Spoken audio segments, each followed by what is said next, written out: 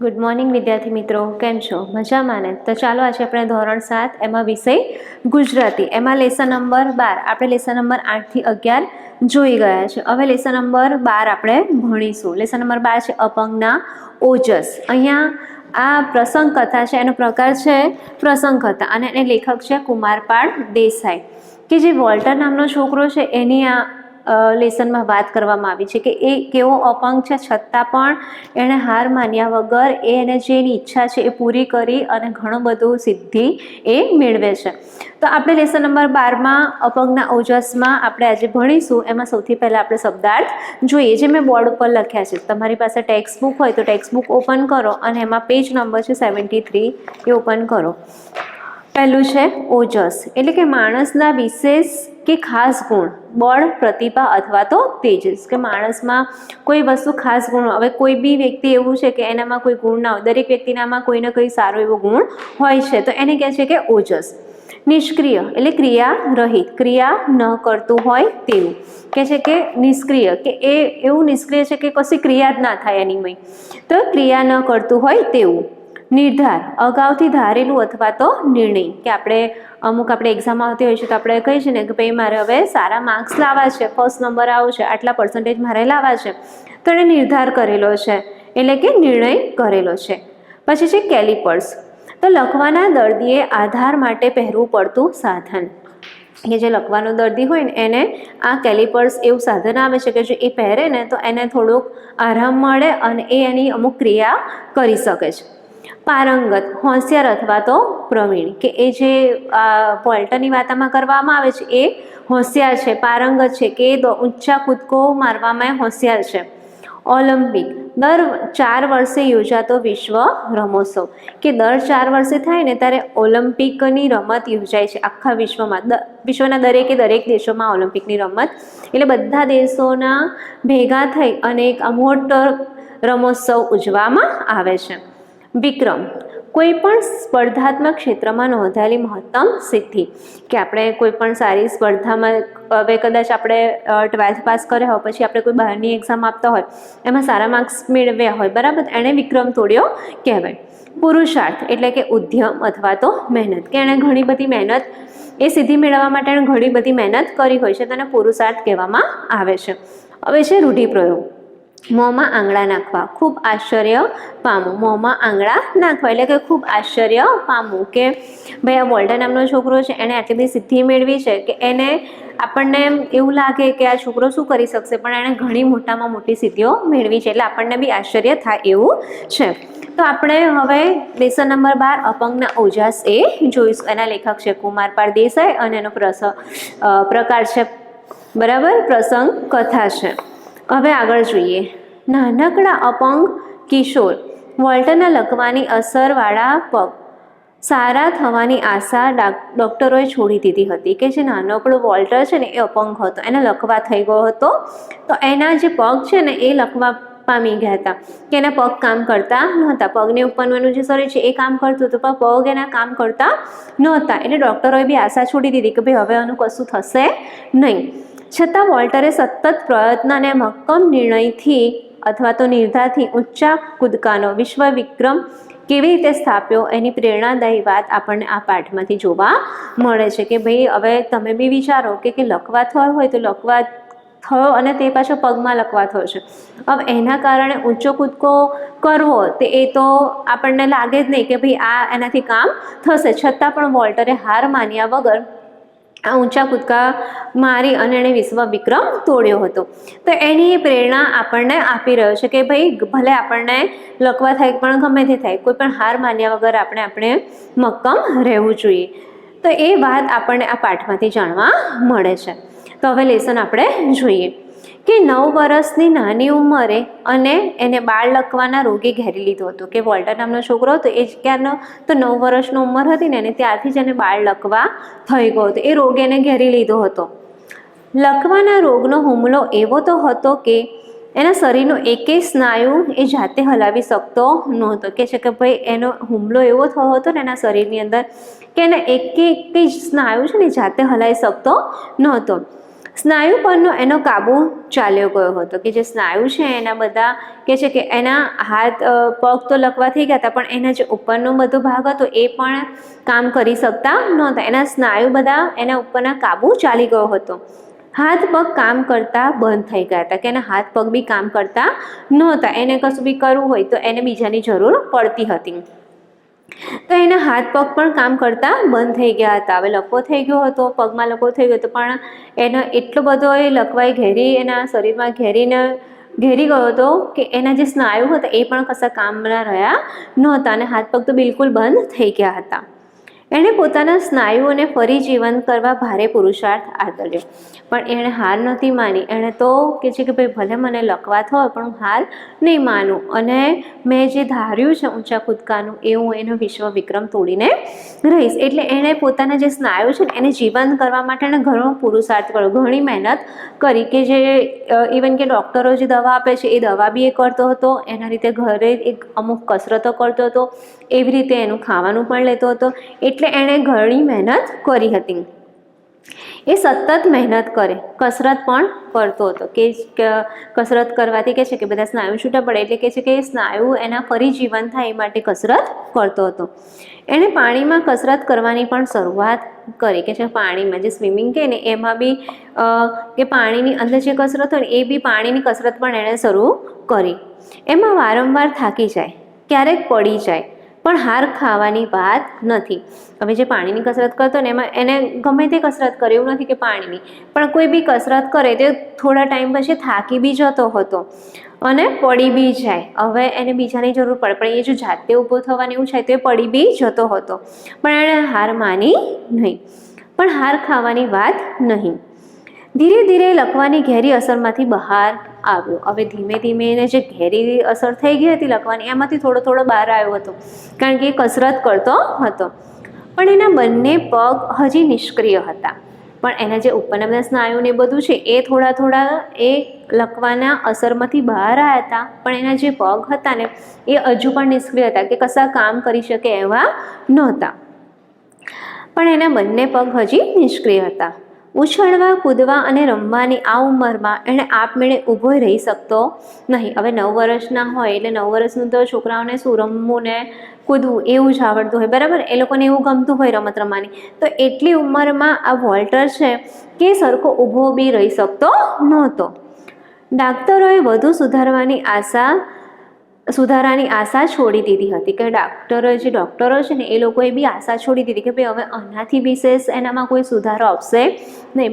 ભલે એના સ્નાયુ છે થોડા જીવંત થયા, એ લકવાની જે ઘેરી અસર એમાંથી થોડો બહાર આવ્યો, પણ જેના પગ છે એ નિષ્ક્રિય છે, કામ નથી કરી શકતા, તો આના સિવાય હવે વધારે સુધારવાની કોઈ આશા નથી. વધુ સુધારાની આશા છોડી દીધી હતી.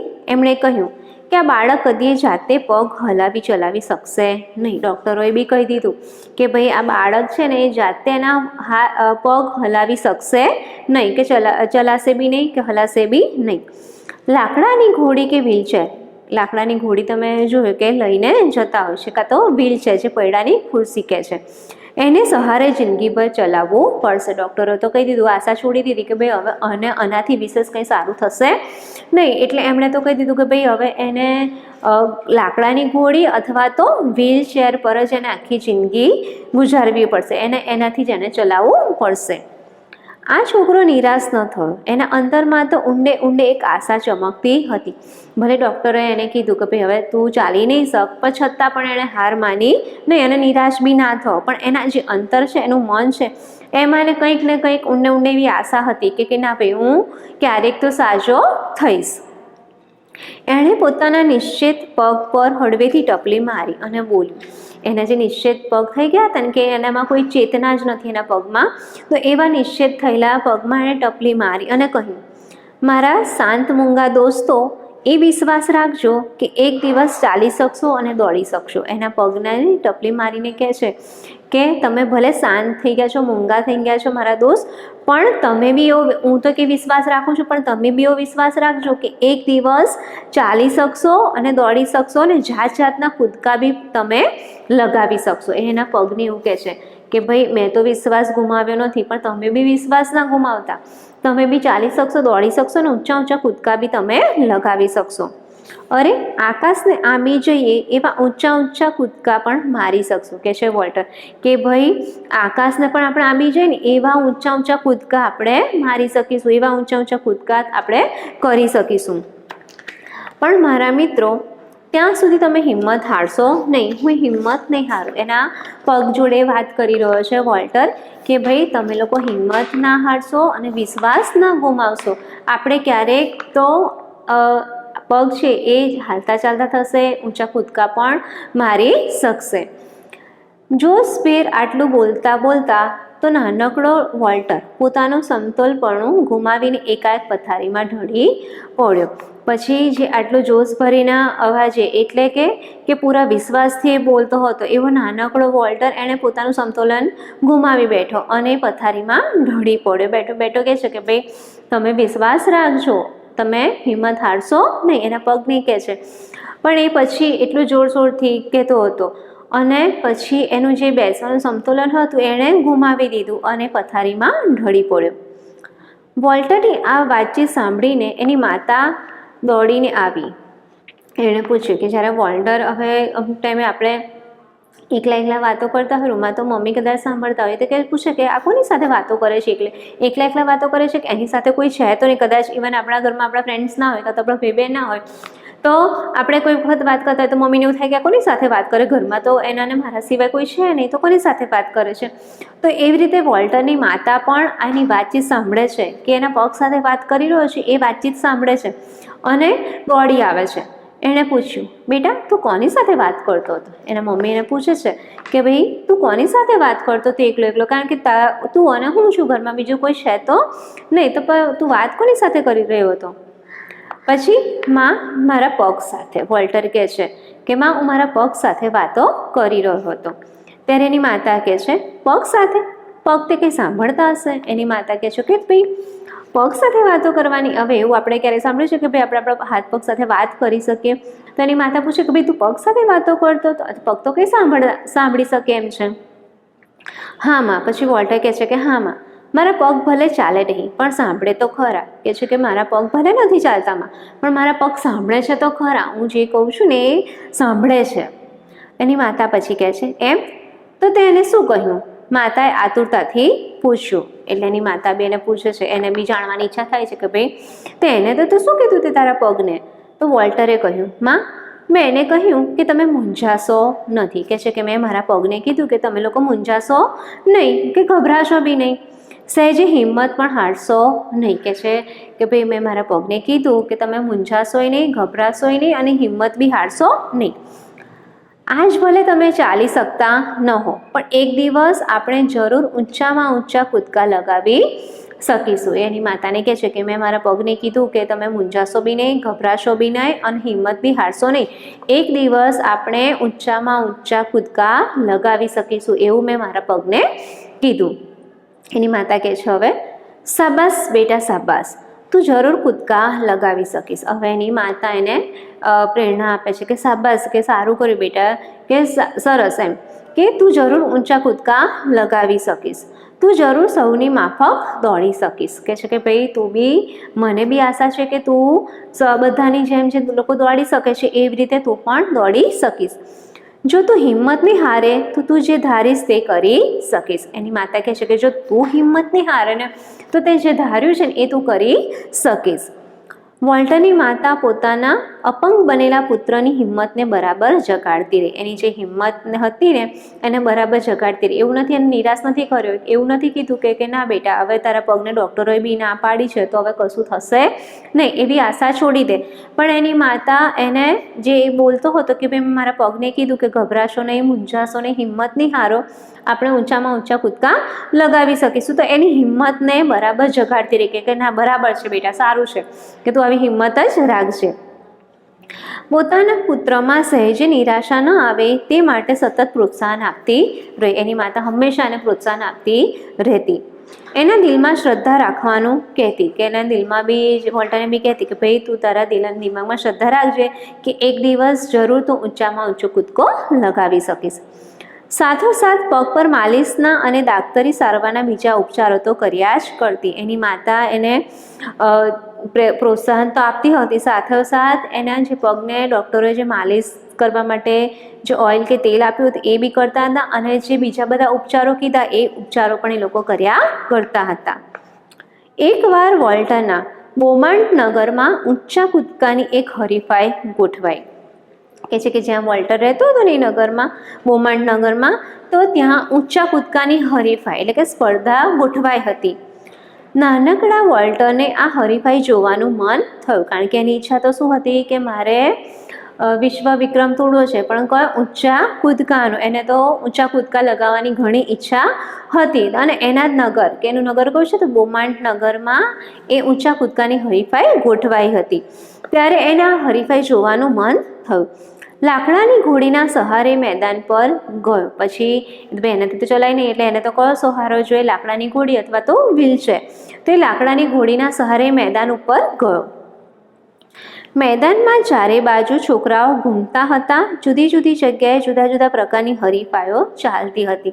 કે મોટું મેદાન હોય ને, એવું નથી કે ત્યાં એક જ પ્રકારની સ્પર્ધા યોજાતી, પણ અલગ જગ્યાએ થોડી થોડી જગ્યાએ અલગ અલગ સ્પર્ધા યોજાતી હતી, ને ચારે બાજુ બધા છોકરાઓ ફર્યા કરતા હતા. તો જુદી જુદી જગ્યાએ જુદા જુદા પ્રકારની હરીફાઈઓ ચાલતી હતી. ક્યાંક ખેલાડીઓ દોડમાં ભાગ લઈ રહ્યા હતા, ક્યાંક ઊંચા કૂદકાની રમત ચાલતી હતી. કે છે કે ક્યાંક દોડની રમત, અમુક ખેલાડીઓ દોડની રમતમાં ભાગ લીધો હતો તો એ લોકો દોડ કરતા હતા, અને ક્યાંક ઊંચા કૂદકાની રમત ચાલતી હતી.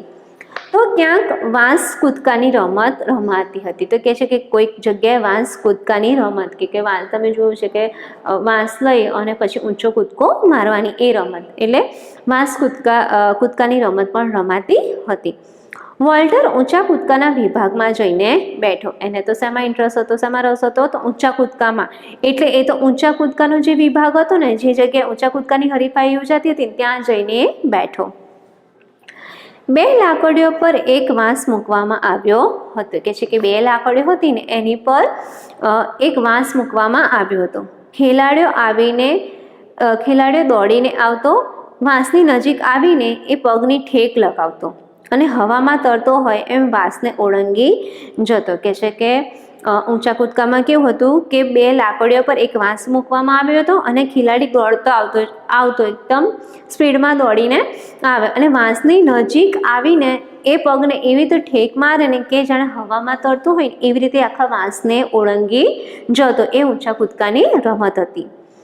વોલ્ટર રસપૂર્વક હરીફાઈ જોઈ રહ્યો હતો.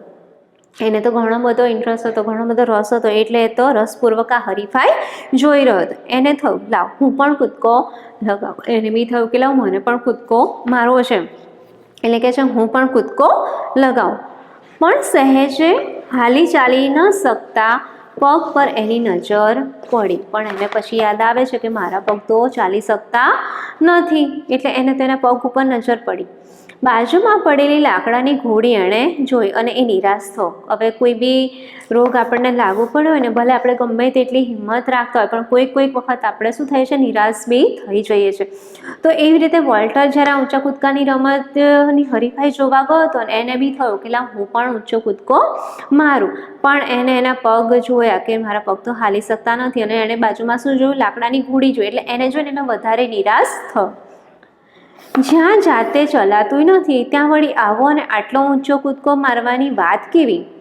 એને થયું કે ભાઈ મારાથી જાતે ચલાતું બી નથી, ત્યાં તો વળી આટલો ઊંચો કૂદકો મારવાની વાત જ કેવી? પણ ત્યાં તો એની માતાના શબ્દો એને યાદ આવ્યા. ભલે નિરાશ થઈ ગયો તો, પણ પછી એને એની માતાના શબ્દો યાદ આવે છે.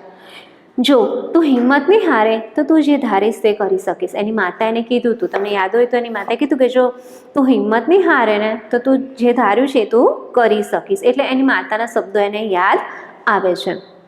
વોલ્ટર આનંદથી રમત જોવા લાગ્યો. પછી એની નિરાશા દૂર થઈ જાય છે, કારણ એને એની માતાના શબ્દો યાદ આવે છે. એની માતા કહે છે કે તું હિંમત નહીં હારે તો તું જે ધારે તે કરી શકીશ. એટલે પછી એણે નિરાશા છોડી દીધી અને હિંમત રાખી. એટલે વોલ્ટર તો પાછો આનંદમાં આવી ગયો. વોલ્ટર આનંદથી રમત જોવા લાગ્યો. એવામાં એક છોકરાએ કમાલ કરી. એણે સૌથી ઊંચો કૂદકો લગાવ્યો. હવે હરીફાઈમાં છે તો ઘણા બધા છોકરાઓએ ભાગ લીધો હોય તો કોઈનાથી ઊંચો કૂદકો થાય, કોઈનાથી ના થાય. તો કે છે કે એમાં એક છોકરો હતો, એણે કમાલ કરી, એણે સૌથી ઊંચો કૂદકો લગાવ્યો અને અગાઉનો વિક્રમ તોડી નાખ્યો. કે એને પહેલાનો જેનો વિક્રમ હતો એણે વિક્રમ તોડી નાખ્યો. તાળીઓના ગડગડાટથી સૌએ એને વધાવી લીધો. પછી એ છોકરાએ એ આગલાનો જે વિક્રમ તોડી નાખ્યો એટલે જે ત્યાં બધા બેઠા હતા લોકો જોવા માટે, તો એ બધાએ તાળીઓના ગડગડાટથી એને આવકાર્યો, વધાવી લીધો. એ વિજેતાનું ઇનામ મેળવી ગયો અને એ શું બન્યો? વિજેતા બન્યો. એટલે એને વિજેતાનું ઇનામ મળ્યું. વોલ્ટર પણ બેઠો બેઠો જોશભેર તાળીઓ પાડતો હતો. એને પણ આનંદ આવતો હતો ઊંચા કૂદકાની રમત જોવામાં. અને આવી રીતે આ છોકરો એણે શું કર્યું કે એણે જે વિક્રમ હતો આગળનો એ તોડી લીધો અને એને વિજેતા બન્યો અને ઇનામ મળ્યું. એટલે આ જોશભેરથી તાળીઓ પાડતો હતો.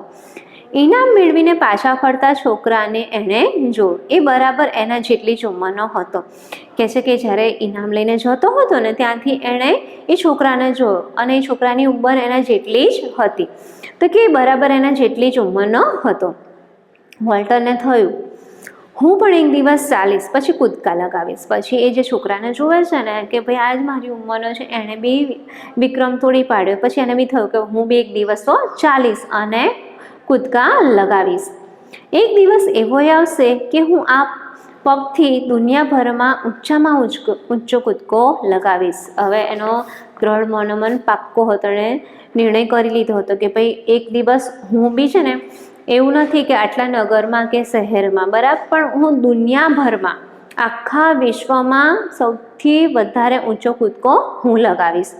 અરે હું તો વિશ્વ વિક્રમ સ્થાપીશ. કહે છે કે હું તો શું કરીશ, એટલે નાના મોટા રાજ્યમાં છે, શહેરમાં છે, એવી રીતે નહીં, પણ હું તો વિશ્વ વિક્રમ તોડીશ. વોલ્ટર અપંગ હતો પણ એનો નિર્ધાર અડગ હતો. કે છે એ અપંગ તો હતો, લકવા થઈ ગયો હતો એટલે એના પગ ચાલી શકતા નહોતા, એટલે અપંગ હતો. પણ એનો જે નિર્ધાર હતો ને, એણે જે નિર્ણય લીધો હતો એ અડગ હતો. એનું તન અપંગ હતું પણ મન અડીખમ હતું. કહે છે કે એનું જે તન છે ને એ અપંગ હતું, એટલે તન એટલે કે એના પગ છે અપંગ હતા, પણ એનું જે મન છે ને અડીખમ હતું. એણે મનમાં નિર્ણય કરી લીધો હતો કે ભાઈ એક દિવસ હું સાજો થઈશ. શરીર નિર્બળ હતું પણ એનો સંકલ્પ ઘણો બળવાન હતો. કે ભાઈ એનું શરીર નિર્બળ છે, એ કશું કામ કરી શકતો નથી, નિર્બળ છે, પણ એનો જે સંકલ્પ હતો ને એ ઘણો બળવાન હતો.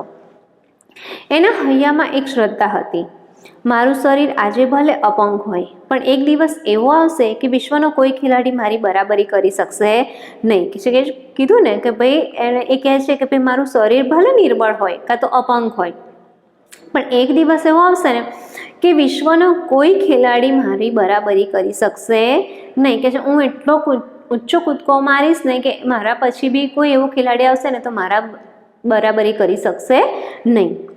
મહેનત કરવામાં વોલ્ટર કશું બાકી રાખ્યું નથી. વોલ્ટર એટલી મહેનત બી કરતો હતો કે એના પગ જલ્દી સાજા થાય. ડૉક્ટરજી કહેતા હતા એ કરતો હતો, કસરત કરતો હતો, એવી રીતે દવા બી લેતો હતો.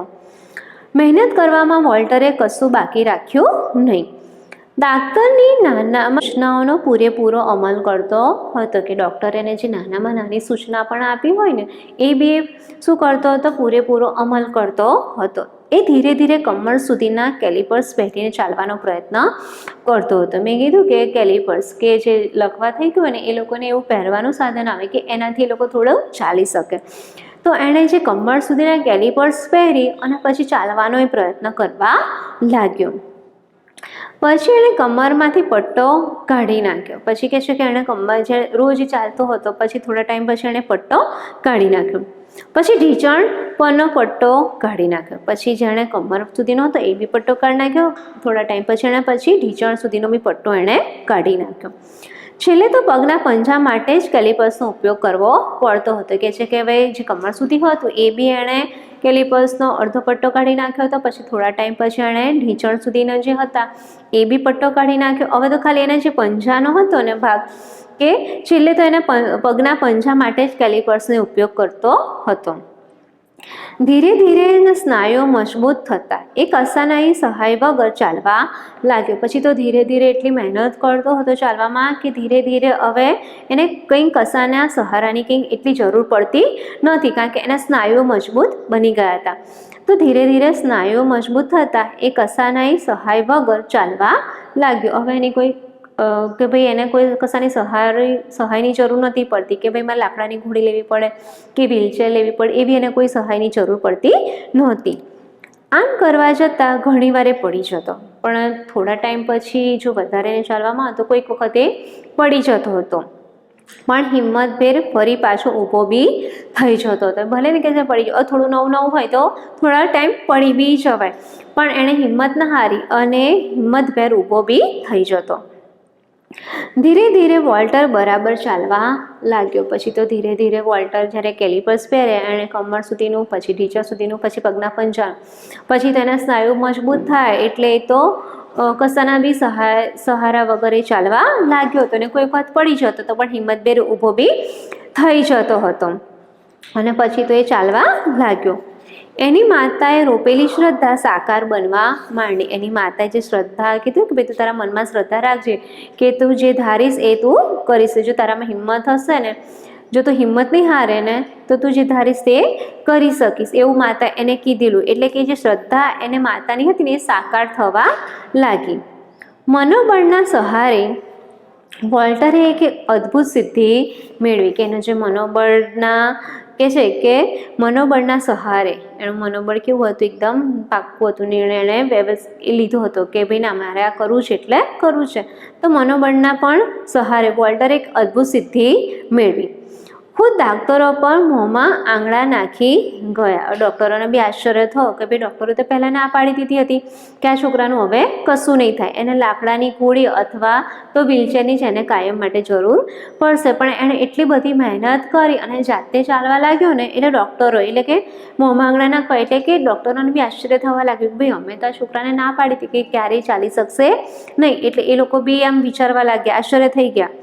અને એણે એ જે એના પગ નહોતા ચાલતા, નિશ્ચિત થઈ ગયા હતા, એમાં એણે એક સિદ્ધિ મેળવી લીધી કે મારા પગ હવે ચાલતા થઈ ગયા છે. ખુદ ડાક્ટરો પણ મોંમાં આંગળા નાખી ગયા. પણ વોલ્ટરની ઈચ્છા હજી અધૂરી હતી. ભલે એના પગ ચાલતા થયા પણ હજી પણ એની ઈચ્છા અધૂરી હતી. હવે એની ઈચ્છા શું હતી? તો વિશ્વ વિક્રમ સ્થાપવાની હતી. એની ઈચ્છા તો ઊંચા કૂદકાની સ્પર્ધામાં વિશ્વ વિજેતા બનવાની હતી. એની ઈચ્છા શું હતી? તો વિશ્વમાં કહે છે કે વિશ્વ વિજેતા બનવાની એની ઈચ્છા હતી. અને તે પણ શેમાં? તો ઊંચા કૂદકાની રમતમાં. એની ઈચ્છા તો ઊંચા કૂદકાની સ્પર્ધામાં વિશ્વ વિજેતા બનવાની હતી. એના શરીરમાં તાકાત આવતી ગઈ. ધીરે ધીરે બધી કસરતો કરતો હતો અને પછી હવે ચાલવા બી માંડ્યો હતો, એના સ્નાયુ બી જીવંત થઈ ગયા હતા. તો હવે એના શરીરમાં તાકાત આવવા લાગી હતી. સ્નાયુઓ ચેતનવંતા બનવા લાગ્યા. એના જે પગના બી સ્નાયુ હતા એ બી ચેતનવંતા, એમાં બી ચેતન આવવા લાગ્યું હતું. ધીમે ધીમે દોડવા લાગ્યો. પછી તો પહેલાં તો ચાલતો હતો, હવે ધીરે ધીરે એના સ્નાયુમાં ચેતનવંતા થઈ ગયા હતા, એના શરીરમાં તાકાત આવી ગઈ હતી. એટલે હવે ધીરે ધીરે દોડવાની પ્રેક્ટિસ કરતો હતો. એટલે ધીમે ધીમે દોડવા લાગ્યો અને આખરે ઊંચો કૂદકો લગાવવા માંડ્યો. પછી તે ધીરે ધીરે દોડવા બી લાગ્યો અને ઊંચા કૂદકા બી મારવા લાગ્યો.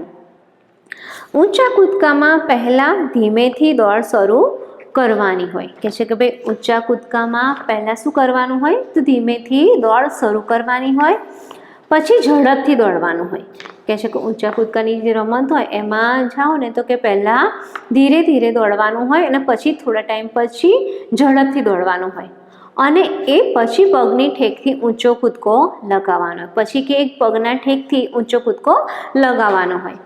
અન્ય રમતો કરતાં આ રમતમાં પગની તાકાતની વધારે કસોટી થાય છે. કે જે બીજી બધી રમતો છે ને એમાં આટલી પગની કસોટી ના થાય, પણ આ ઊંચો કૂદકો લગાવવામાં પગની જે તાકાત હોય એની વધારે કસોટી થાય છે. કારણ કે પહેલાં ધીરે ધીરે દોડવાનું હોય, પછી ઝડપીથી દોડવાનું છે, એક પગનો ઠેક મારી અને આખો ઊંચો કૂદકો કરવાનો હોય છે. એટલે કહે છે કે અન્ય રમતો કરતાં આ રમતમાં પગના તાકાતની વધારે કસોટી થાય છે.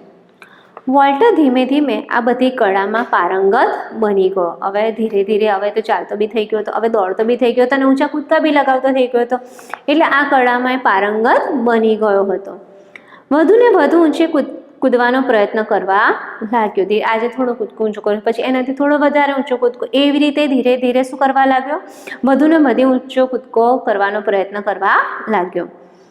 એના બોમાન્ટ નગરની સ્પર્ધાઓમાં એ મોખરે રહ્યો. પછી કહે છે કે એના જે નગર છે ને બોમાન્ટ, એમાં એ સ્પર્ધાઓ આ યોજાય એમાં એ મોખરે રહ્યો, એટલે કે પ્રથમ આગળ રહ્યો. ટેક્સાસ રાજ્યની સ્પર્ધામાં એણે વિક્રમો સ્થાપ્યા. પછી કહે છે કે ટેક્સાસ રાજ્ય છે ને એમાં એણે વિક્રમો સ્થાપ્યા. એની કાબેલિયત જોઈને એના દેશે એને ઓલિમ્પિક સ્પર્ધામાં ભાગ લેવા મોકલ્યો. એની કાબેલિયત જોઈ કે જે ટેક્સાસ રાજ્ય છે એમાં એણે વિક્રમો સ્થાપ્યા, ત્યારે એની કાબેલિયત જોઈને એને ઓલિમ્પિક, એના દેશે એને ફિનલેન્ડમાં મોકલ્યો. એની કાબેલિયત જોઈને એના દેશે એને ઓલિમ્પિક સ્પર્ધામાં ભાગ લેવા માટે મોકલ્યો. હવે ક્યાં ગયો હતો ઓલિમ્પિક સ્પર્ધામાં? તો ફિનલેન્ડ. ફિનલેન્ડ દેશના હેલ્સિંકી શહેરમાં 15મી ઓલિમ્પિક સ્પર્ધા યોજાઈ હતી. કે હવે એના જે દેશના લોકો છે ને એને આ બધું એના વિક્રમો એણે સ્થાપ્યા ને તો એ બધા જોયા. એને કહે છે કે આ તો સારું એવું કૂદે છે, તો હવે આપણે એને ક્યાં મોકલીએ? તો ઓલિમ્પિકની જે રમતો છે ને એ રમત રમવા માટે આપણે એને મોકલીએ. તો એની કાબેલી જોઈને એના દેશે એને ઓલિમ્પિક સ્પર્ધામાં ભાગ લેવા માટે મોકલ્યો. ફિનલેન્ડ દેશના હેલ્સિંકી શહેરમાં, હવે ફિનલેન્ડ દેશ છે ને એમાં પાછું શહેર છે હેલ્સિંકી. હેલ્સિંકી શહેરમાં 15મી ઓલિમ્પિક સ્પર્ધા યોજાઈ હતી. કે જે ફિનલેન્ડમાં હેલ્સિંકી શહેરમાં 15મી ઓલિમ્પિક સ્પર્ધા યોજાઈ હતી. આમાં જુદા જુદા દેશોના ઘણા હરીફોએ ભાગ લીધો હતો. હવે ઓલિમ્પિક સ્પર્ધા હોય ને એમાં તો ઘણા બધા દેશો, એટલે મીન્સ આપણે કહીએ ને કે વિશ્વના બધા દેશો એમાં આવી જતા હોય છે, તો ઘણા જુદા જુદા દેશોના ઘણા હરીફોએ એમાં ભાગ લીધો હતો. અમેરિકા તરફથી 21 વર્ષનો વોલ્ટર પણ મેદાને પડ્યો હતો. હવે વોલ્ટર ક્યાંનો હતો? તો અમેરિકાનો હતો. ત્યારે એ 21 વર્ષનો થયો હતો. તો અમેરિકા તરફથી, અમેરિકા દેશ તરફથી કોણ ગયું હતું? તો વોલ્ટર ગયો હતો. તો 21 વર્ષનો વોલ્ટર પણ મેદાને પડ્યો હતો. ઓલિમ્પિક એટલે જગતનો સૌથી મોટો રમોત્સવ. કે છે કે ઓલિમ્પિક એટલે જગતનો, આખા વિશ્વનો સૌથી મોટો રમોત્સવ છે. આમાં ઠેર ઠેરથી ખેલાડીઓ આવે. કે છે કે આમાં અલગ અલગ દેશથી અલગ અલગ લોકો આવતા. ઓલિમ્પિકમાં વિજય મેળવવો તે ખેલાડીના જીવનની સૌથી મોટી ઈચ્છા હોય છે. તો ઓલિમ્પિકમાં વિજય મેળવવો તો એક દરેક ખેલાડી, જે બી ખેલાડી જ્યારે ઓલિમ્પિકમાં જાય છે એમાં વિજય મેળવવો ને એની સૌથી મોટી ઈચ્છા હોય છે, કારણ કે વિશ્વ વિક્રમ કહેવાતો હોય છે. તો ઓલિમ્પિકમાં વિજય મેળવવો તે ખેલાડીના જીવનની સૌથી મોટી ઈચ્છા હોય છે. ઊંચા કૂદકાની સ્પર્ધા માટે વોલ્ટર મેદાન પર પડ્યો. એ ઓલિમ્પિકમાં જાય છે ને ફિનલેન્ડ હેલ્સિંકી શહેરમાં, ત્યારે એ ઊંચા કૂદકા મારવામાં એણે પાર્ટિસિપેટ, એટલે કે એણે ભાગ લીધો હતો. જ્યારે મેદાન પર જાય છે, એ મેદાન પર આવે છે ત્યારે 2 મીટર અને 5 સેન્ટીમીટરની ઊંચાઈ ધરાવતા વોલ્ટર જેટલો ઊંચો એનો કોઈ હરીફ ન હતો. કે જ્યારે એણે કરીને ઊંચા કૂદકાની કે 2 મીટર અને 5 સેન્ટીમીટરનો એણે ઊંચો કૂદકો કર્યો, એ વોલ્ટરે લગાવ્યો, પણ એના હરીફ ત્યારે કોઈ નહોતું. જગતના ચુનંદા હરીફો એની સામે ખડા હતા. કે છે કે જગતના, આખા વિશ્વના અલગ અલગ દેશમાંથી આવેલા ને એવા હરીફો બી એની સાથે હતા, એની સામે ઊભા હતા. વોલ્ટરનો તો સિદ્ધાંત હતો કે કદી હતાશ થઈને કામ છોડવું નહીં. એનો તો સિદ્ધાંત હતો, એણે તો મક્કમ નિર્ણય લઈ લીધો હતો કે મારે વિશ્વ વિક્રમ સ્થાપવો છે. એટલે તો એણે લખવાને બી એણે હરાવી દીધો, કે એના જે પગ નિશ્ચિત બની ગયા હતા એનામાં એના પગ જે લખવા બેર મારી ગયા હતા એ પણ સાચા થઈ ગયા હતા. તો કહે છે કે આમાં તો હું જીતીશ એમ. તો વોલ્ટરનો તો સિદ્ધાંત હતો કે કદી હતાશ થઈને કામ છોડવું નહીં, કામ પાર પાડીને જ અટકવું. હવે એનો નિર્ણય હતો કે ક્યારે હતાશ નહીં થવું અને કામ પાર પાડીને જ નીકળવું. વોલ્ટરે કસાય સાધનની સહાય વિના દોડીને ઊંચો કૂદકો લગાવ્યો. પછી એને કશા સાધનની કે સહાયની કઈ જરૂર ના પડી, એણે તો સહાય વગર જ, મદદ વગર જ એણે ઊંચો કૂદકો લગાવ્યો. પરિણામ જાહેર થયું. એણે 2 મીટર અને 5 સેન્ટીમીટરનો ઊંચો કૂદકો લગાવ્યો હતો. પછી કહે છે કે પરિણામ જાહેર થયું, એ જ્યારે 2 મીટર અને 5 સેન્ટીમીટરનો ઊંચો કૂદકો લગાવ્યો હતો ત્યારે એના બીજા હરીફો હતા, પણ એના સિવાય જે બીજા હરીફોએ લગાવ્યો હશે તો એ લોકોએ થોડો ઊંચો કૂદકો કર્યો હશે, પણ એનાથી થોડે નીચે હશે, કે 2.5 સેન્ટીમીટર સુધી પહોંચ્યા નહીં હોય. એ એકલો જ હતો એવું કે એણે 2.5 સેન્ટીમીટર જેટલી ઊંચો કૂદકો લગાવ્યો. હવે કહે છે કે પરિણામ જાહેર થયું. વોલ્ટર ડેવિસ પ્રથમ આવ્યો, કે છે કે વોલ્ટર ડેવિસ તો એમાં પ્રથમ આવ્યો. એટલું તો ઠીક, પણ એણે 2 મીટર અને 4 સેન્ટીમીટર જેટલો ઊંચો કૂદકો લગાવીને ઓલિમ્પિક સ્પર્ધામાં નવો વિક્રમ સ્થાપ્યો. કહે છે કે ભાઈ એનો તો એ જ હતો, તો એણે પ્રથમ તો આવ્યો, પણ એટલું તો ઠીક, પણ એણે 2 મીટર અને 4 સેન્ટીમીટર જેટલો ઊંચો કૂદકો લગાવીને ઓલિમ્પિક સ્પર્ધામાં નવો વિક્રમ સ્થાપ્યો.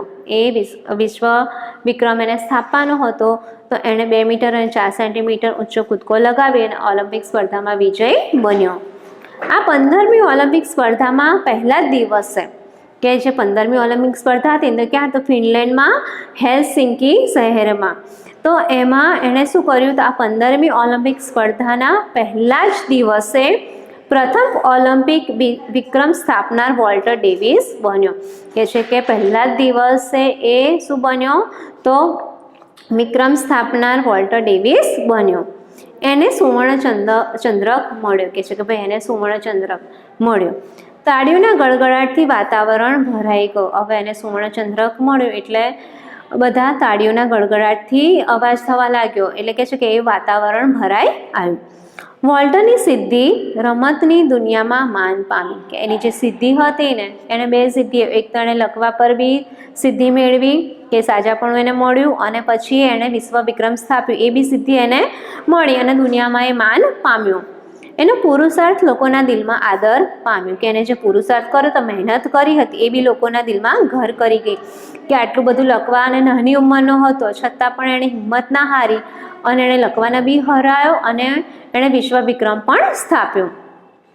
આ સિદ્ધિ પછી પણ વોલ્ટર ડેવિસે આનાથી પણ ઊંચા કૂદકા લગાવ્યા. કે ભાઈ એણે વિશ્વ વિક્રમ તો સ્થાપ્યો, એના પછી પણ એણે ઘણી બધી સિદ્ધિઓ મેળવી. એક બિનસત્તાવાર સ્પર્ધામાં તો એણે 2 મીટર અને 13.5 સેન્ટીમીટરનો ઊંચો કૂદકો લગાવ્યો હતો. કે છે કે એક વખત કે બિનસત્તાવાર સ્પર્ધામાં એણે 2 મીટર અને 13.5 સેન્ટીમીટરનો ઊંચો કૂદકો પણ લગાવ્યો હતો. વોલ્ટર જીવન અને રમતના મેદાનનો સાચો વિજેતા બન્યો. કહે છે ને કે ભાઈ વોલ્ટરે એને જીવનમાં અને રમતના મેદાનમાં, એનું જીવનનું મેદાન કયું હતું, તો એ લખવાગ્રસ્ત હતો. એને જે લખવાતો હતો એની પર એણે વિજય મેળવ્યો હતો, અને રમતના મેદાનમાં જે ઊંચા કૂદકાની રમત હતી એમાં પણ એણે વિજય મેળવ્યો. તે સાચો વિજેતા બન્યો. વોલ્ટર જીવન અને રમતના મેદાનનો સાચો વિજેતા બન્યો. જે વોલ્ટરને માટે ડૉક્ટરોએ કહ્યું હતું કે કદી પણ જાતે પોતાના પગ હલાવી શકશે નહીં. જ્યારે વોલ્ટરને યાદ આવે કે ભાઈ એના ડૉક્ટરે તો કીધું કે ક્યારે આ હાથ પગ હલાવી શકશે, એના પગ બી હલાવી શકશે નહીં, કે ચાલી શકશે નહીં, કે દોડી શકશે નહીં, કે કદી પણ જાતે પોતાના પગ હલાવી શકશે નહીં. એ વોલ્ટર મન અને તનની તાકાતથી જગતમાં ઊંચામાં ઊંચો કૂદકો લગાવનાર માનવી બન્યો. હવે એ ડૉક્ટરે જ્યારે એવું કીધું ને ત્યારે જ એણે નિર્ણય કરી લીધો હતો કે ના ભાઈ મારે તો વિશ્વ વિક્રમ સ્થાપવો છે અને મારે લખવામાંથી બહાર પણ આવવું છે. તો એણે તન અને મનની તાકાત બનાવી લીધી. એના કારણે આજે શું છે, જગતમાં ઊંચામાં ઊંચો કૂદકો લાવનાર એ માનવી બન્યો હતો. એણે બતાવ્યું કે અપંગ અથવા અશક્ત કે લાચાર કે અસહાય નથી. એણે બતાવી દીધું, એણે પ્રૂફ કર્યું કે ભાઈ હું અપંગ બી નથી, અશક્ત બી નથી, લાચાર બી નથી, કે અસહાય બી નથી. એ હિંમત ન હારે તો ધારે તે કરી શકે. કે ભાઈ હિંમત ન હારે એ ધારે કરી શકે છે. તો વિદ્યાર્થી મિત્રો આપણે જુઓ કે વોલ્ટરે એના જીવનમાં કેવા પ્રસંગો બન્યા કે એ તો 9 વર્ષનો હતો ને ત્યારે જ એને લખવા થઈ ગયો હતો, પણ એણે કશી બી હિંમત હારી નહીં. અને હિંમત હાર્યા વગર એણે ડૉક્ટરોએ જેને દવા આપી હતી એ અને નાની નાની સૂચનાઓ બી પાલન કર્યું અને કસરતો બી કરી અને એણે એના પગને જીવન કર્યા અને ચાલી શક્યો, દોડી શક્યો અને વિશ્વ વિક્રમ પણ એણે સ્થાપ્યો. તો તમારે પણ આવું કરવા જેવું છે કે ભાઈ આપણે એવું નથી કે કોઈ બી મુસીબત આવે તો આપણે પાછા હટીએ. તો કોઈ બી તકલીફ હોય, મુસીબત હોય તો એનો આપણે સામનો કરી શકીએ. બરાબર, હિંમત રાખીને આપણે જો આગળ વધીશું તો આપણું કામ સફળ થશે. તો આપણો લેસન અહીંયા 12 અપંગના ઓજાસ પૂરો થાય છે. જે તમને PDF મોકલું એ તમારે તમારી CWમાં લખવાની રહેશે. Thank you.